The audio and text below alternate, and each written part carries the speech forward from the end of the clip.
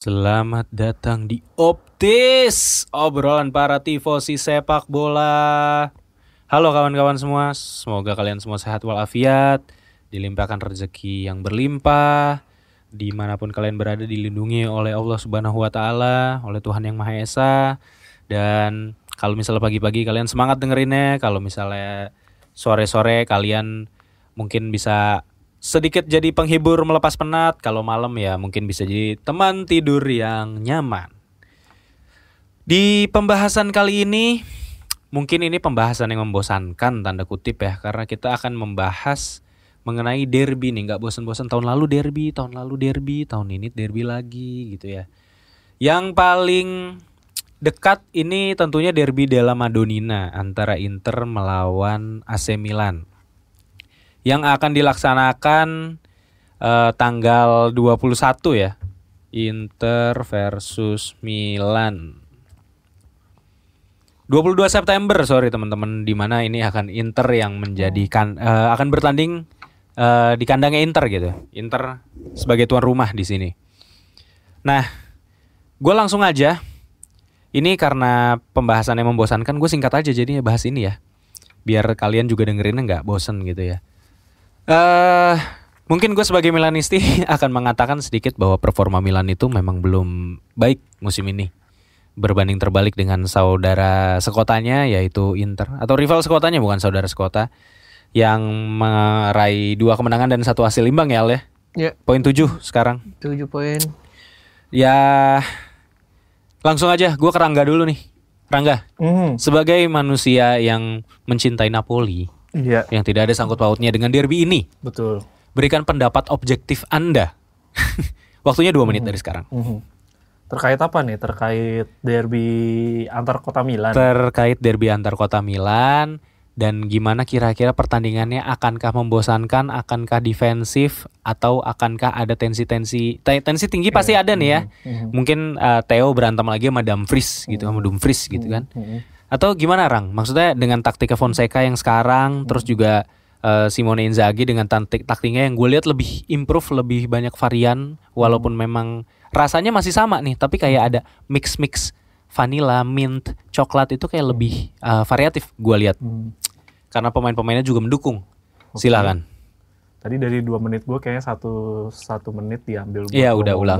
Sekarang nih, pas nih 2 menit. Silakan. Jadi simpelnya karena tadi lo udah mengambil waktu gue, yang gue ingat terkait derby ini cuma foto pada saat ada flare itu Materazzi sama siapa nih? Rui Costa. Rui Costa sama Materazzi itu satu-satunya kenangan gue yang memorable ya, karena itu benar-benar nongol di mana-mana. Terus kedua, kalau ngomongin derby yang sekarang ya, gue sih lebih gampang menyanyikan Juicy Lucy aja sebenarnya. Sepertinya sama, hasil akhirnya pun masih yang lama. Masih yang lama ya, 6 terakhir ya. Iya, jadi maksud gue ya Inter aja gitu. Maksudnya gue nggak, dan sebenarnya lebih belum berani berbicara banyak setelah international break, karena gue jujur Fonseca masih banyak yang bisa dinyanyikan di beberapa pertandingan sebelum ketemu Inter. Nggak banyak sih, maksudnya setelah pertandingan itu kan nggak banyak, sebelum menuju derby itu nggak banyak pertandingan, tapi gue masih memberikan benefit in the doubt-nya ke Fonseca lah gitu. Tapi pada akhirnya ketika lo tanya gue apa yang bakal terjadi, ya kayaknya Fonseca tipikal seperti Pioli ya, pelatih yang tidak punya backup plan, serang terus sampai meninggal ya. Terus yang kemarin lawan Lazio juga teman-teman pasti udah lihat lah, tacticalnya progresif tapi kebingungan gitu, dan pemain juga kayaknya nggak bisa adaptasi secara cepat karena nggak bermain dari pramusim. Jadi ya feeling gue masih bakal dikantongin Inter lah. Itu udah logika berpikir sederhana itu udah. Tapi kalau gini Rang, lu kan familiar ya, nontonin Inter juga pasti kan based on highlight or mini match or sometimes hopping channel gitu ketika lagi itu highlight.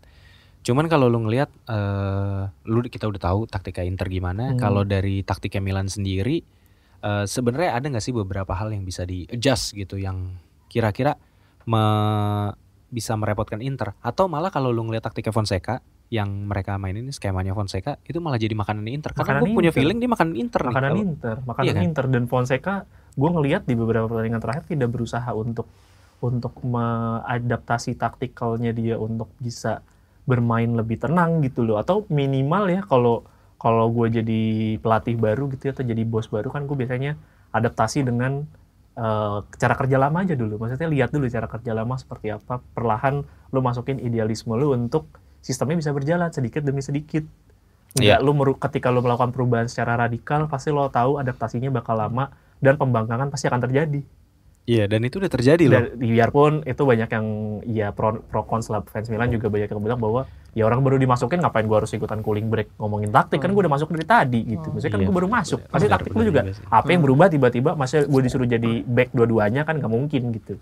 Iya. Menurut gua, tapi highlight gua adalah itu, pembangkangan akan terjadi cepat atau lambat ketika lu nggak mencoba menurunkan ego lu gitu loh. Bapak kan Fonseca ya, tetap Bapak bukan pelatih grade A gitu loh. Guardiola gitu ya. Pemain juga tahu gitu ketika lo Guardiola mungkin akan beda gitu sudut pandang pemain gitu. Iya lagi. Gitu sih. Selama itu tidak berubah, balik lagi selama itu tidak berubah, benefit of the doubt gue juga masih lebih favor ke Inter, jadi ya. Jadi Juicy lu sih. Sepertinya sama.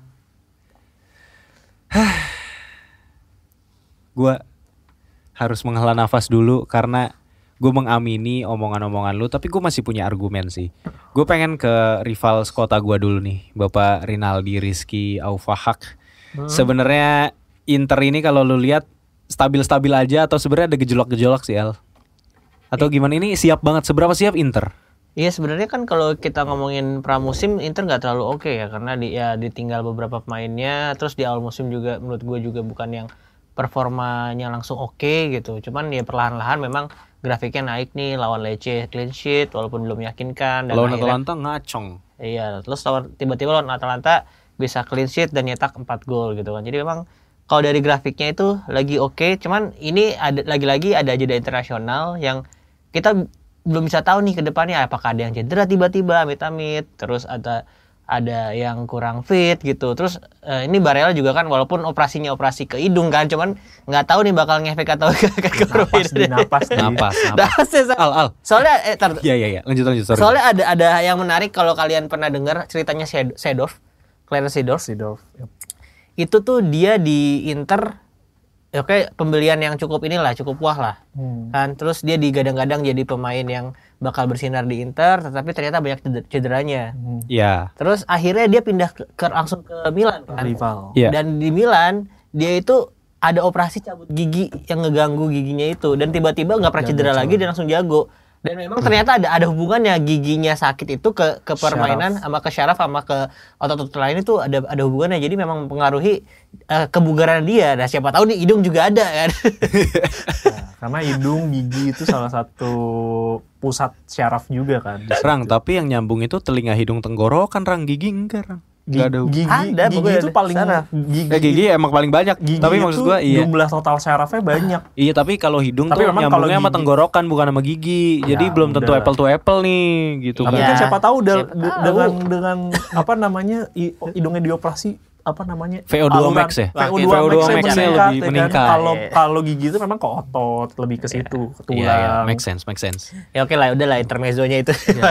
Jadi lu seberapa optimis kalau ngadepin derby ini? Menang ya? Optimis kalau dengan performa yang sama, dan kalau gua kan kalau ngebahas Inter ya udahlah ya, Inter sebagai Inter yang udah gua kenal nih, yang lawan Atalanta kemarin. Nah, ini tinggal Milan-nya aja nih menurut gua.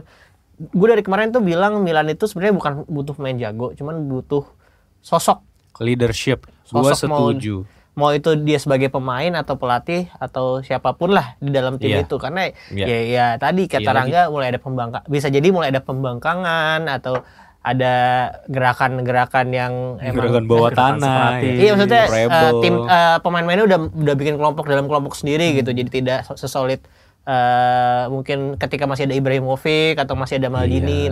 Yang dibutuhkan Milan kan sebenarnya itu sosok menurut gue. Jadi kalau selama ini apalagi Fonseca bukan asli Itali, nggak tahu culture-nya Milan seperti apa juga, dan track record di Italia juga tidak oke, ya menurut gue emang masalahnya sih bukan di taktik gitu menurut gue.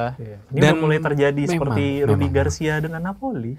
Ini gue ngerasa kayaknya rasa-rasanya gitu ya. Kayaknya Milan ini rasa Rudi Garcia megang Napoli. Dan juga memang ini tahu orang statistik mengatakan bahwa pelatih yang memang bukan berasal dari Italia itu jarang ada yang sukses. Pengecualian kayak Mourinho gitu. Terbatas banget kayak Jose Mourinho, Sven-Goran Eriksson. Nah, itu nama-nama yang memang dari luar tapi berkarir di Italia. Maksudnya memang ada kayak Zidane Zeman, ada yang kayak siapa yang udah meninggal tuh yang ngorbitin Donnarumma. Ini si Sami Ajlovic. Nah, dia itu kan memang bukan dari Italia tapi kan lahir besar di tanah Italia, besar di tanah Italia gitu ya. Dia udah tahu culture-nya benar. Even Zeman pun juga mulai dari muda. Setelah perang di negaranya dia 16-18 tahun dia pindah ke Italia. Iya, nah itu jadinya. Nah, memang Fonseca ada rasa-rasa kayak gitu, tapi memang kalau mungkin sedikit tambahan dari gua adalah twist akan terjadi kalau misalnya Fonseca bisa memenangkan derby ini. Mungkin Milan akan bangkit untuk menjadi title contender atau paling enggak bertengger di papan atas. Tapi kalau misalnya ternyata nafasnya panjang, tapi kalau misalnya ternyata kalah di derby ini, gue rasa ini pegang lah ya omongan gue, ini bisa jadi catatan sejarah juga. Ya memang bisa jadi nggak lama Fonseca dipecat gitu dan Milan ada di turbulensi. Iya, tapi masalahnya juga apa yang mau dirubah pemain yang sekarang jadi starting line up sama dengan apa yang terjadi di musim lalu dan musim-musim sebelumnya. Maksudnya pemainnya sama, mentalitasnya ya berarti kita anggaplah sama gitu loh ya. Masih sama gitu loh. Apa perubahan signifikan yang bisa dibawa? Niat yang perubahan yang bisa dilakukan membawa itu adalah niat. Gue rasa ini, twist tadi bisa terjadi itu kalau misalnya Fonseca berdamai dengan Theo Leao dan Theo Leao juga berdamai dengan Fonseca. Menurut gue adjustment taktik yang bisa dilakukan tuh nggak banyak, Rang. Paling nggak dia bisa mengakomodir kemampuan pemain-pemainnya kayak Theo dan Leo yang bisa memanfaatkan ruang. Taktika Fonseca itu kan yang ngedorong ke depan bareng-bareng. Akhirnya ada formasinya agak rapet dan lu bisa passing-passingan kan untuk ngebongkar gitu. Maksudnya pengen ala-ala kayak kayak Arsenal, kayak City gitu loh, yang emang 1-2 tek langsung dorong ke depan gitu kan, yang jadi terobosan atau umpan ke tengah. Memanfaatkan celah gitu. Nah, gue rasa ini bisa pakai taktik isolation aja sih gitu. Gue ngambil istilah basket. Isolation tuh kalau misalnya ada satu pemain yang megang bola, yang lainnya itu kan ngelebar untuk ngebuka ruang, ngasih ruang ke pemain itu untuk bisa nerobos. Gue rasa adjustment taktik minimal yang bisa dilakukan tuh gitu. Kalau lu mau ada Leao, ya udah, lu dari sisi kiri pemainnya agak mengakomodir gitu. Tapi nggak tahu ini Fonseca mau kayak gitu apa enggak. Itu pemikiran dan analisa naif gue ya gitu. Ya, kalau mau kayak gitu sih harusnya Fonseca ngaca sama Thiago Motta sih, sama taktik Thiago Motta, karena dalam beberapa pertandingan tuh gue ngeliatnya Thiago Motta menginstruksikan untuk wing-wingnya itu untuk stay wide. Gunanya stay wide? Jadi ketika bola di switch, lu punya ruang banyak tuh. Jadi pemain itu punya kesempatan untuk creating chance. Nah, pemain kayak Bangula kemarin. Makanya Chiesa gue juga agak aneh kenapa. Itu Chiesa cocok banget sih. Iya. Karena kita kan ngobrol sama Omrik kan episode 1 nih teman-teman, kalau teman-teman mau dengerin, itu Omrik tuh bilang bahwa Chiesa tuh bisa jadi pemain kunci gitu. Dan itu bener banget. Iya, masalah gaji menurut gue emang bukan karena Motanya ya. Iya. Mota tuh tahu kemampuannya Chiesa mau gimana. Gue juga yakin sih. Tapi maksud gue jangan khawatir lah di derby ini ketika tidak berjalan sesuai dengan keinginan lu, Kim. Maksudnya ini tidak berjalan dengan baik. Ingatlah bahwa Stefano Pioli itu tidak dipecat loh. Kontraknya masih ada sampai 2025. Ya, bisa di-hire lagi. Jadi masih bisa di-hire lagi. Itu FYI untuk teman-teman fans Milan. Jadi misalkan Fonseca dipecat, jadi sekarang itu Fonseca itu adalah pelatih interim jadinya.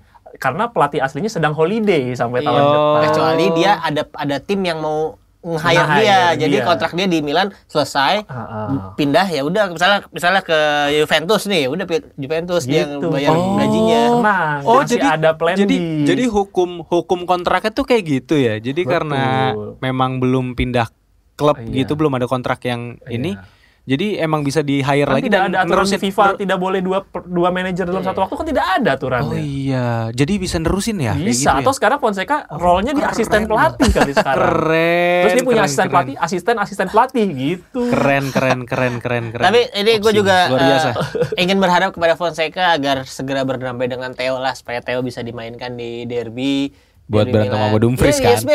supaya seru pertama. biar bapuk aja kan Milan. Supaya ya pasti kan itu garansi kartu kuning seenggaknya Theo. Terus di derby itu bapuk banget. derby terakhir itu kan ya mereka berantem tuh kartu merah dua-duanya. Tarik-tarikan baju kan. Iya. Sampai di luar ketika Inter selebrasi kemenangan juga ada intriknya lagi kan, si Dumfries bawa gambarnya Theo, poster ini yang gambarnya anjing lah, gambarnya anjing mukanya Theo. Iya, terus sayangnya ketika di Euro mereka tuh nggak ketemu.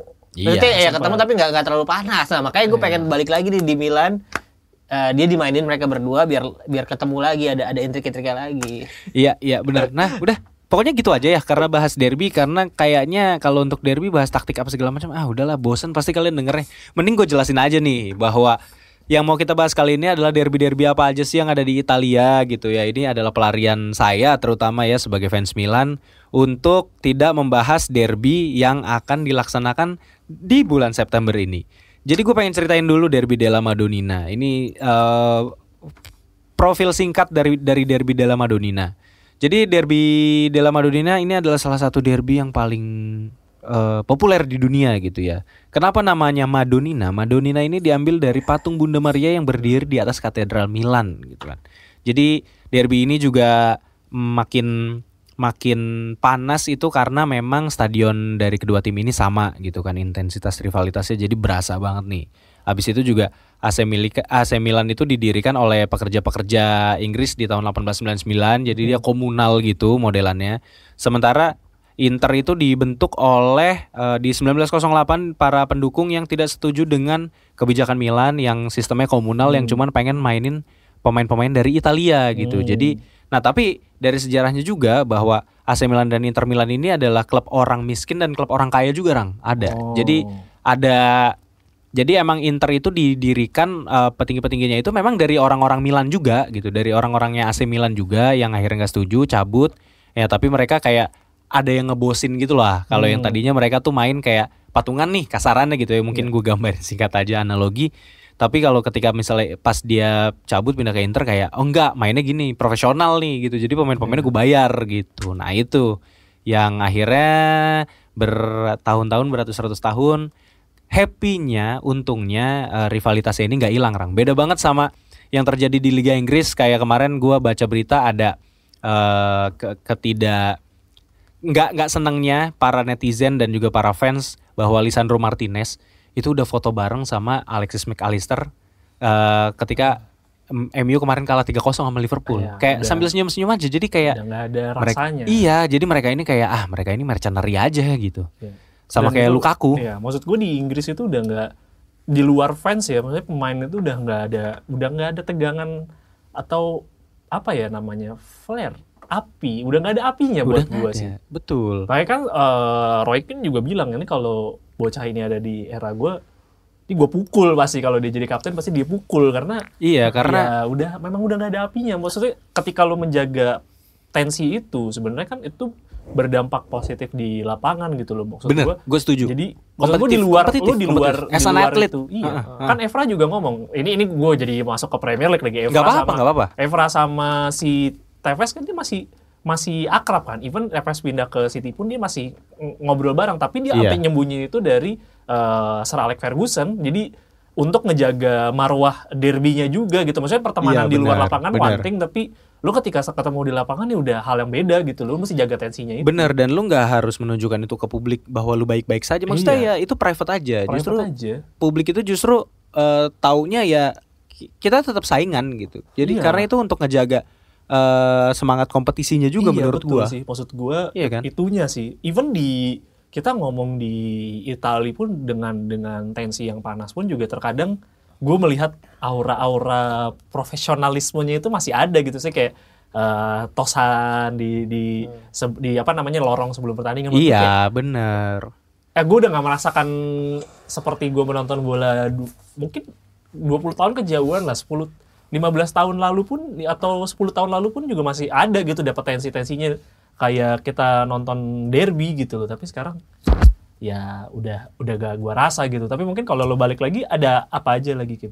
Derby yang historical. Ada lagi nih derby historical. Tapi gue sedikit tambahan lagi, gue bersyukur masih jadi fans sepak bola Italia yang memang dari sisi kultural supporternya dan juga dari sisi pemain-pemainnya juga masih ada tuh intensitas-intensitasnya gitu, terutama Milan lawan Inter gitu. Kalau itu sih ya Milan Inter menurut gue salah satu gue mungkin salah 3 derby lah, Milan Inter, terus abis itu Barca Madrid. Itu menurut gue yang gue layak sebutkan sebagai sebuah derby ya, maksudnya karena secara kualitas mungkin tidak terlampau jauh, terus juga secara tensi terjaga dengan marwahnya terjaga dengan baik gitu loh.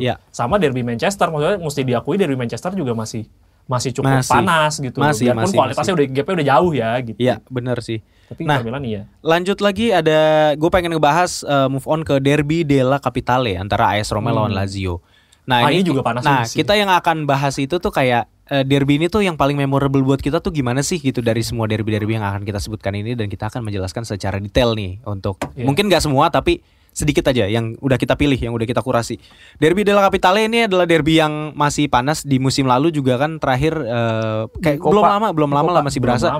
Itu supporter Roma sama Lazio itu inian kan apa benar-benar ada kacanya gitu kan di Stadion Olimpico itu kan, kayak gedor-gedor ngasih jari tengah, terus juga pemainnya juga ada yang ngibarin bendera tikus gitu kan. Mancini itu itu benar-benar. Terus dendanya dibayar nama fans. Nah ini Derby della Capitale. Jadi Derby della Capitale ini adalah derby yang cukup panas yang ada di Italia Tengah ya, tengah-tengah agak ke selatan karena Roma kan adanya di tengahnya Italia gitu ya. Capitalenya sendiri juga berasal dari namanya dia ya, capital city of Italia gitu kan. Jadi ini sejarahnya tuh mungkin singkat, kalau AS Roma itu terbentuk dari gabungan 3 tim di mana mereka itu sengaja dibentuk untuk menyaingi tim-tim kuat yang ada di Italia Utara. Sementara Lazio masih tetap pengen independen gitu karena kan dipimpin oleh seorang yang sangat baik dan demokratis ya, Benito Mussolini gitu kan. Nah, Pak, kalau lu lihat dari Derby della Capitale, mungkin kita nggak ngerasain nuansa-nuansa derby yang paling panas di era-era 90 dan 2000-an ya, yang katanya derby paling panas di dunia. Sayangnya kita nggak ada di era itu, kita masih terlalu muda. Nah, tapi kalau dari Derby della Capitale sendiri, ada nggak yang paling, mungkin Aldi deh, lu ada nggak yang paling lu memorable gitu dari derby ini? Kalau gue sih The Last Derby itu menurut gue The Last Derby itu cukup pasti panas sih. Itu di Copa kalau nggak salah ya. Iya. Yang di Serie A Copa. Di Copa pokoknya ada 2 kartu merah juga dari Roma 1, dari Lazio 1. Terus ya kebanyakan Derby della Capitale itu berakhir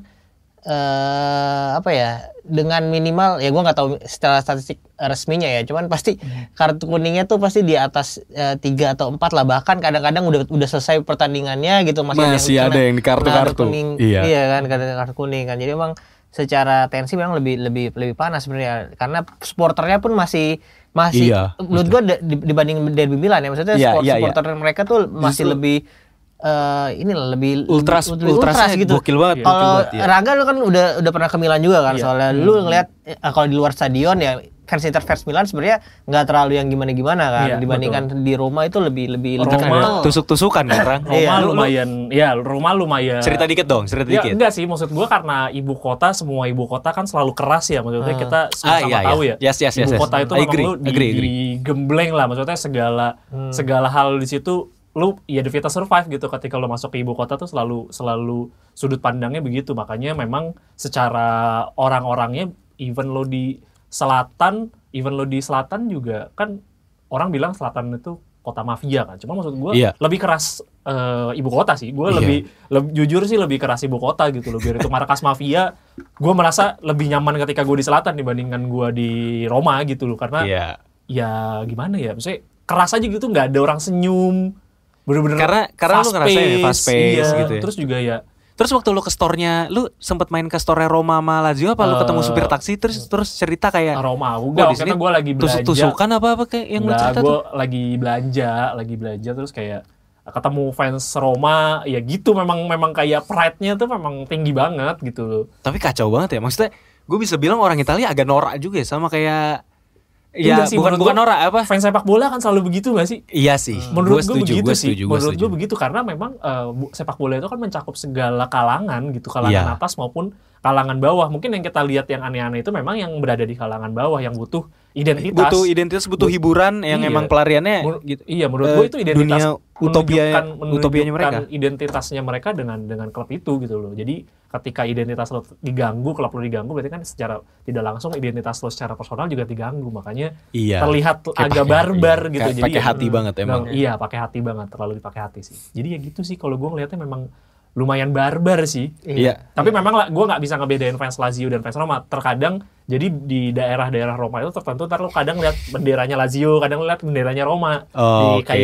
Kayak di store atau kayak di toko-toko gitu. Ntar kadang lo ada ngeliat bendera Roma, ntar kadang lihat ada bendera Lazio. Jadi memang kayak di sekte-sekte tertentu lah gitu. Kayak kawasan ini kawasannya Lazio, kawasan itu kawasannya Roma gitu. Gila kayak ini ya, kayak GTA San Andreas yang ada perang geng gitu ya. Jadi ada turf-turfnya sendiri. Kalau Jakarta kan mungkin dulu kalau kita Jakarta Utara pasti Persitara. Persija gitu loh, Persija gitu. Bener. Tapi kalau di sana tuh bener-bener persebarannya tuh ya adil aja gitu, nggak di satu tempat pasti Persitara atau Persija. Ya, itu pengalaman lu ya. Soalnya kan kalau kita ngomong sama Bang Wisnu di pinball, waktu itu kan bilang kayak emang fansnya Lazio itu ya adanya agak di pinggir-pinggir nih, bukan di tengah kotanya. Mungkin sama kayak Persitara sama Persija kalau misalnya dari versinya dia. Cuman kalau dari pengalaman lu ini ternyata ada nih nyebar-nyebar aja gitu. Memang mayoritas Roma tapi itu, ada aja gitu Lazio gue lihat di beberapa daerah. Nah, mungkin tambahan dari gua, Derby della Capitale ini tuh kalau buat gua ya, setiap gua nonton pertandingan ini, mungkin gua nggak bisa jelasin secara taktikal.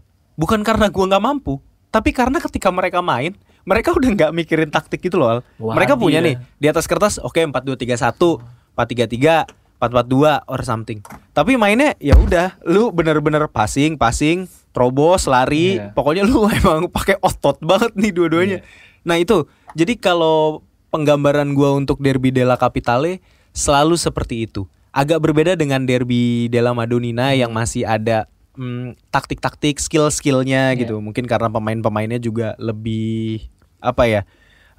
Tanpa bermaksud merendahkan pemain-pemain yang ada di ibu kota, tapi rasa-rasanya kalau di ibu kota itu emang udah lupa tuh kayak udah gue main gini aja. Tetap ada gocek-gocek kayak Dybala atau apa dengan segala keindahan tekniknya dia, tapi ya udah sisanya otot semua. Kalau lu gimana? Yang lu paling inget? Gue itu yang paling gue bisa gambarin. Yang paling inget ya pasti jelas Derby della Capitale. Waktu ketika ada Totti lah, maksudnya Totti ini kan pemain yang ya ikonnya Roma, pemain yang paling banyak bermain di Derby della Capitale. Ini kalau nggak salah dengan 44 kali gol juga, 40 kali 4 appearance gitu maksudnya penampilan. Sedangkan dari Lazio tuh nama yang unknown lah bagi kita, mungkin agak asing lah. Phil Wilson atau siapa tadi gue sempat baca. Pokoknya bukan yang nama yang ikonik bagi Lazio-nya juga kayaknya gitu. Nah, tapi kalau gue mau ngelihat dari sejarah pemain-pemain yang pernah main kedua tim, ternyata baru-baru ini aja loh baru ada lagi. Terakhir itu tahun 2004 ada maksudnya pemain yang pernah main di Roma dan di Lazio. Terakhir itu 2004 Sebastiano Civiglia, tapi setelah itu nggak pernah ada lagi. Jadi ini kan menunjukkan bahwa memang pemain yang udah pernah main di salah satu tim itu tuh kayak males lah udah maksudnya kayak udah punya kontrak mati gitu dengan timnya gitu. Bukan malas, maksudnya ya gue ngerti, gue masa dari pindah ke sini tiba-tiba ke tim ini gitu. Oh iya. Ya, mungkin ada pikiran itu dari pemain-pemain itu kan. Nah, baru ada di 2021 baru ada lagi namanya kayak Pedro, terus Romagnoli. Itu juga nggak langsung kan, nggak direct kan. Iya, Alessio Romagnoli nggak direct. Milan dulu. Ya, terus baru terakhir Luca Pellegrini terakhir. Jadi memang sebenarnya ada masanya pemain entah itu Roma atau Lazio itu memang yang benar-benar kalau gue udah Roma ya gue Roma selamanya gitu, nggak bakal pindah lagi ke lain hati atau makanya sekarang udah mulai luntur. Iya juga ya. Sekarang udah mulai luntur, nggak Dulu sih ada, pasti ada, tapi nggak yang masif gitu loh. Sekarang kita baru masuk ke 3 tahun ke belakang aja udah ada 3 pemain 4 pemain kan sebenarnya jadinya udah nggak sakral dulu lah. Iya tapi gue nggak sekacau Inggris gitu loh, orang yang emang udah ya udah pindah-pindah aja gitu kan, bodo amat. Paling anak asli situnya doang yang kagak bakal pindah karena ya gue rasa karena emang banyak pemain-pemain asing lah ya kalau di Inggris. Gue coba nggak bandingin sama Inggris. Tapi seru tuh pembahasan lu ya juga ya. Kayak kalau gue dari statistik terakhir tuh 2004, sebelum ada lagi 2021 kemarin Pedro. Iya.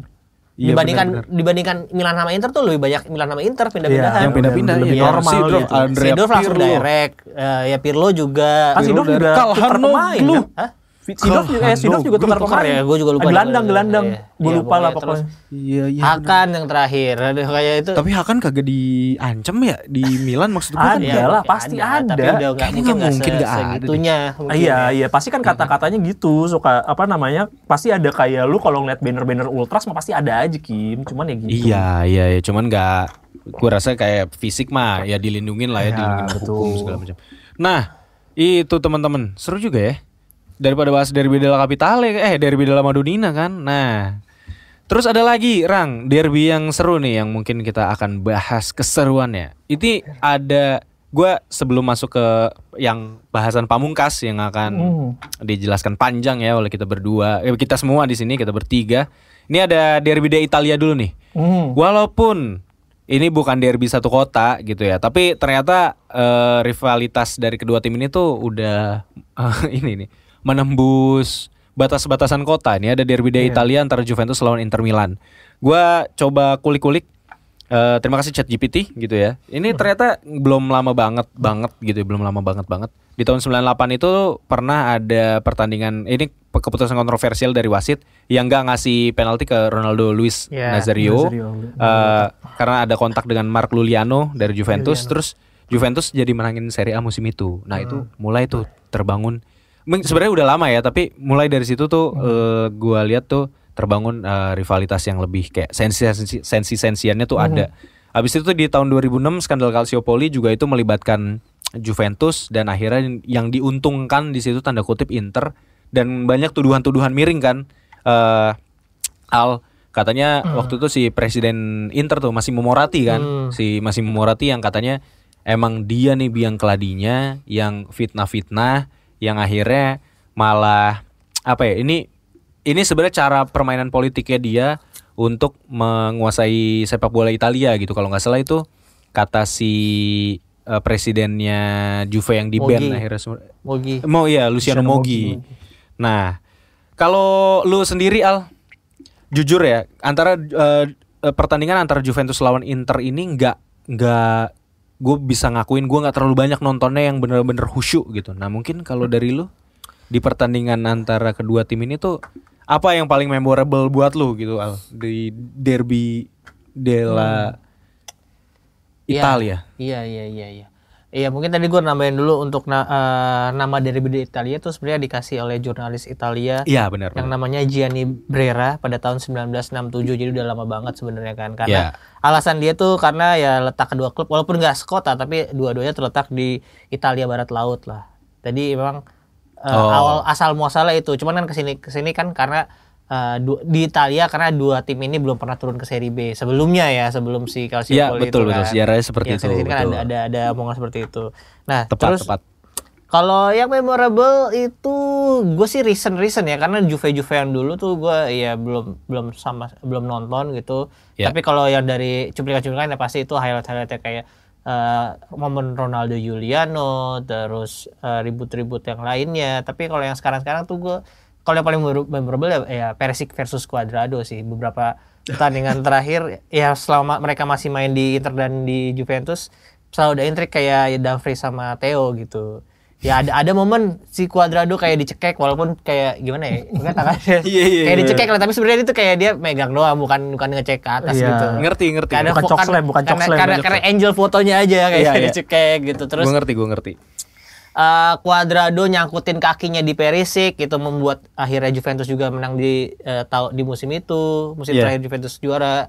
Nah, jadi emang ya yang gue inget sih ya antara dua main itu karena ya recent day ya. Terus kalau masalah inilah Juventus pertama kali juara setelah Calciopoli itu dibantu Inter juga bisa dibilang. Karena bukan itu maksudnya, karena di pertandingan karena di juara 37 kalau nggak salah itu Inter ketemu Milan derby yang menang 4-2 yang Julio Cesar Melet. Oh iya, penalti Ibrahimovic. Itu kalau Milan yang menang, Milan yang Scudetto. Iya, Tapi karena Inter yang menang di situ, jadi Juventus akhirnya bisa naik lagi dan meraih Scudetto. Iya, gue ingat yang penaltinya Ibra bukan sih? Iya, berarti Yang penalti Ibra tapi kalah tetap kan? Tetap kalah tetap di 4-2 kalau salah. Maicon gol spektakuler juga di situ. Iya, benar-benar. Iya, gue inget tuh.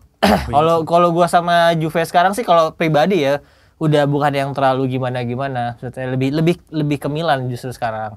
Iya. Kalau gue ngerasanya. Gue malah looking forward for the next derby di Italia. Karena Thiago Motta sama ini mungkin beda lagi. Simone Inzaghi ini bakalan, gue malah ngelihat ini adalah pertandingan yang akan seru dibanding derby Iya, menurut gue yang must to watch di musim ini sih ya derby di Italia yang sekarang itu Inter lawan Juventus. Selain ya dua tactical yang maksudnya ini kan dua pelatih modern yang punya tactical yang cukup yang bisa dibilang bagus lah. Iya benar. Dari keduanya, tapi yang menarik lagi ada derby della Turam nih. Derby della Turam. Ada anaknya Turam, ada Kepren dan Marcus yang dua-duanya sekarang juga kayaknya masing-masing udah punya role yang penting di timnya masing-masing ya. Turam juga di lini tengah Juve sejauh ini jadi tumpuan. Oh iya lagi bener anjir. Dan iya sekarang Turam di Inter juga lagi gacor-gacor ya gitu. Jadi bakal seru nih. Turam bakal duduk di mana nih? Si Lilian maksud menurut lo Lilian bakalan ini nggak mungkin dong, namanya ayah kan akan sayang dengan anaknya sama rata dong. Iya kan? Makanya. Tapi menurut lo dia duduk di mana? Gue rasa sih di bench. Ya tergantung yang bakalan jadi tuan rumah mana nih. Dia serba salah mau selebrasi sih menurut gue. Tapi mungkin hatinya lebih ke Juventus kali ya. Iya, walaupun dia pernah main di Juventus sebenarnya dengan fans tidak baik-baik saja karena dia pindah ketika Juve-nya turun gitu. Lagi turun. Waktu itu turun ke Madrid ke Barcelona. Turun ke Barcelona ya. Kok emang apa lah maksud gua tim lu. Oh iya. Poli masuk apa turun. Iya, ke waktu itu mainnya sama Deco, sama Van Bronckhorst. Iya benar turun. Bronckhorst Konista. Rang. Ini sesuai briefingan kita tadi. Kita akan masuk ke derby yang terakhir akan kita bahas nih, yaitu derby paling tua di tanah Italia, yaitu derby della Mole. Derby di kota Turin ini, nama Mole sendiri diambil dari Mole Antonelliana. Antonelliana. Simbol kota Turin nih. Iya, dulu dia pemimpin lama di sana. Jadi iya. Kenapa disebutnya Raja Turin ya? Iya, ratu apa raja sih gue juga nggak tahu dah. Ratu. Ya pokoknya pemimpin Turin. Pokoknya dia yang nguasain partai politik di sono dah katanya. Terus dia yang ngacak-ngacak konstitusi katanya, nitip-nitipin anaknya, ponakannya, omnya, ya, tapi maksud gua gitulah pokoknya. Katanya sih. Coba jelasin Rang. Intinya derby ini. Derby pertama ini itu start di 13 Januari 1907, membuat ini jadi derby tertua di Italia, the first derby ever. Dan waktu itu kekuatannya masih utara sama ya, dan kota industrial banget gitu loh. Semua sepak bola itu berawal di utara sebelum ibu kota membuat poros baru di kekuatan sepak bolanya. Justru semua itu dimulai dari utara gitu. Iya benar. Nah, itu start dari 13 Januari 07. Sebelum kita mengenal Bianconeri sebagai salah satu klub terkuat di Italia gitu ya, kita mesti akui Juventus, Inter, Milan itu ya sempat dulu kan ada Magnifico Seven kan. Ya dengan tim-tim yang mungkin selain itu tadi gue nggak sebut, tapi ada beberapa tim yang kayak Parma, Fiorentina dulu masuk. Jadi sebelum Juventus dengan kedikdayaannya dulu ada Torino justru yang jadi salah satu tim kuat di era 50-an tahun 1900-an lah, medio 1910-an sampai 40-an justru. Iya. Dan itu tadi derby pertama, terus habis itu Torino yang pertama kali menang, berlanjut hegemoninya tuh sampai pernah di tahun 1912 itu Torino pernah menang 8-0. Ini gue mesti nanya mbah gue, tapi mbah gue juga nggak nonton bola. Bener, sulit. Iya, dan maksudnya sepak bola Eropa tidak. Ya, jangankan sepak bola Eropa, ini masih dijajah, mohon maaf ini. 1918 kita masih dijajah, jadi ya ini sangat terbatas, ini masih Itali zaman dulu banget lah ya. Terus akhirnya ada satu pertandingan sepak bola pertama yang di broadcast di national radionya Itali, itu justru derby ini juga, derby tertua ini di edisi 29 derby della Mole. itu disiarin di radio nasional pada akhirnya. Jadi ini juga derby pertama atau pertandingan sepak bola pertama yang disiarkan di broadcasting di radio. Ya. Jadi memang Itu seru secara sejarahnya memang hegemoni udah segede itu dan mendengarkan sepak bola betul. ya, bukan nonton sepak bola berarti ya. Dan menariknya sebelum pada saat dulu kan sempat ada kejadian yang kecelakaan pesawat itulah ya. Iya.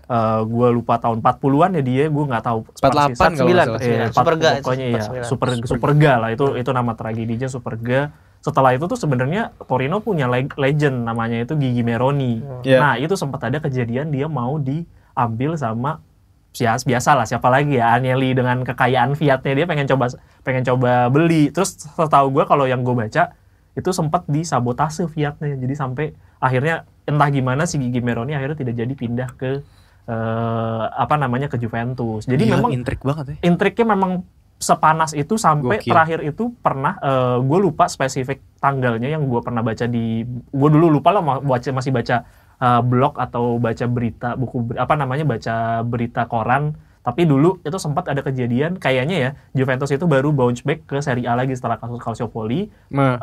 Derby pertama terus Juve menang, terus abis itu makamnya Gigi Meroni dirusak cuy. Wih gokil. Saking pokoknya euforia dirusak coy. Jadi memang derby ini tuh menurut gue salah satu derby tertua, biarpun sekarang secara kualitas sudah cukup jauh bahkan even di pagelaran Serie A sebagai sepak bola gengsi yang udah baru ya, maksudnya bukan Liga Italia yang zaman dulu ya, tapi udah Serie A. Itu Torino tuh cuma menang sekali. Dan itu 2015-an seingat gue 2-1, dan itu juga yang golin legendnya Napoli sama legendnya Inter, Matteo Darmian sama Fabio Quagliarella.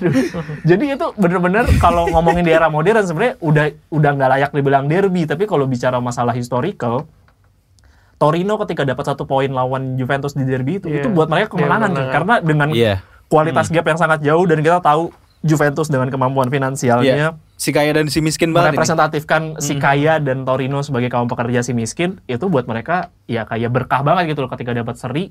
Buat Torino itu kayak kemenangan besar gitu buat mereka, dan selalu akan ada intrik ketika terjadi derby ini. Gue pernah baca itu lumayan diulas dalam itu di garis tengah, di Twitter garis tengah. Gue pernah baca tentang si kaya dan si miskin ini. Betul, gitu. dan ini kan selalu dan di Italia ini Fiat dan kekayaannya. Hal ini tuh selalu menjadi gambaran ini loh, gambaran derby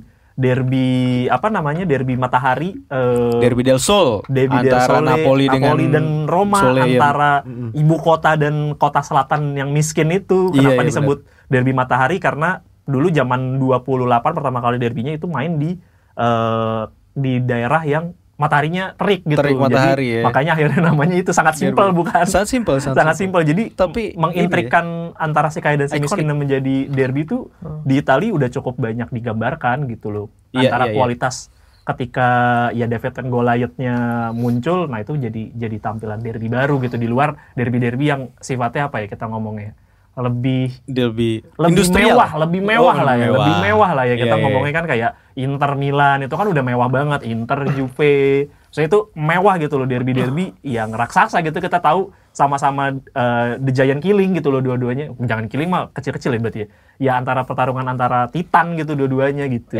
Titan battle. Kalau ini ada yang David Goliath-nya berasa. Tapi maksud gue sambil menutup derby yang tadi terakhir gue sampein, ada beberapa nama-nama derby yang menurut gue cukup unik gitu loh untuk disampaikan. Sayang kalau gak gue sebut gitu loh. Misalkan coba. Derby del Vulcano. Itu artinya gunung meletus. Iya, Derby of the Vulcano. Itu antara Napoli melawan Catania. Karena ternyata daerahnya dua-duanya sama-sama di gunung vulkaniknya. Terus ada lagi yang gue juga baru tahu gitu, ada Derby del Parmigiano Reggiano. Derby of the Parmesan. Itu Parma lawan Reggiana. Mungkin dulu musim lalu masih sempat ada kali ya derby ini ya, karena kan sama-sama di Serie B kan. Iya. Terus ada lagi, ini ada derby lucu namanya Derby de Violino. Iya. Nanti nama apa nih? Derby of the Violin. Biola. Itu antara Cremonese sama Brescia. Nah ini gue juga nggak tahu historical kenapa namanya violin, ataukah mungkin mereka menciptakan violin di situ ya. Tapi ya itunya namanya Derby of the Violino. Tapi ada ini nggak? Kayaknya satu-satunya tim yang nggak mungkin, yang kemungkinan kecil ada derby ini Cagliari kan selalu pulau sendiri Nah, salah lu. Ji. Ada Salah. dari Sicily. Iya. Dia ada berapa tim di situ emang? Enggak, jadi dia itu tadi lo ngomong apa, Catania kan? Cagliari. Cagliari itu tadi ada sebenarnya. Gue tadi ada tadi. Enggak deh, derby di Sicilia itu Palermo lawan Catania. Oh iya, Palermo Catania. Sorry, salah Sorry, gue juga salah. Cagliari enggak ada ya? Cagliari ada sama. Sardinia. Derby delle Isole, Kenapa Island tuh? of Derby. Jadi derby antar pulau. Derby pulau. Kan Sama siapa? Tarkam, jatuhnya Tarkam. Kan Palermo kan di ujung Oh ya di selatan, Sisilia bawah ya. Betul, tapi Kecil kan ya. pulau kan. Ya, Terus Sisilia. Cagliari juga pulau. Jadi pertarungan Oh, iya. antara pulau-pulau kecil. Karena ada Sicilia, ada Sardinia. Sardinia, Iya. Iya. Jadi pulau pertandingan antar pulau tau gak lu? Iya, benar. Lempar-lemparan tombak. Karena kan Italia kan daerahnya tuh ada yang pulau gedenya, Ada yang kecil-kecil. ada yang kecilnya itu ada yang cukup terkenal itu Sardinia sama Sicilia. Betul, kayak Bali lawan NTT lah ya gitu misalnya Iya, wadah bener, klub gitu ya. bener, kayak gitu. Antar pulau gitu. Tapi maksud gue Pulaunya emang nggak gede banget. iya, ternyata memang apa yang kita pikirkan tidak ada derby dibikin-bikinin kayaknya. Iya bisa aja maksudnya. Bisa aja. Ya mungkin sekarang kalau misalnya kita mau nganggap, maksudnya ini udah ada rivalitas baru misalnya kayak apa ya contohnya di Italia. Ya Napoli Juve itu nggak ada Iya, derbynya. Napoli Juve Itu gitu. juga udah dibilang Oh, iya, first rivalry juga di 6 musim terakhir, tapi kan Oh, nggak ada karena derbynya. Karena ya nggak ada nama derbynya, tapi sebenarnya itu pernah dibahas juga. Gue pernah baca, gue lupa di mana. Itu emang jadi representasi Rang. Karena Iya. Napoli itu yang emang kelas pekerja yang Miskin dari dan si selatan. kaya, udah. Dan emang pokoknya gini teman-teman, patokan Italia utara sama selatan itu tuh yang dipisahin sama Iya. gunung gue lupa tuh gunungnya terkenal kok namanya, Iya. gue lupa sih. Vesuvius.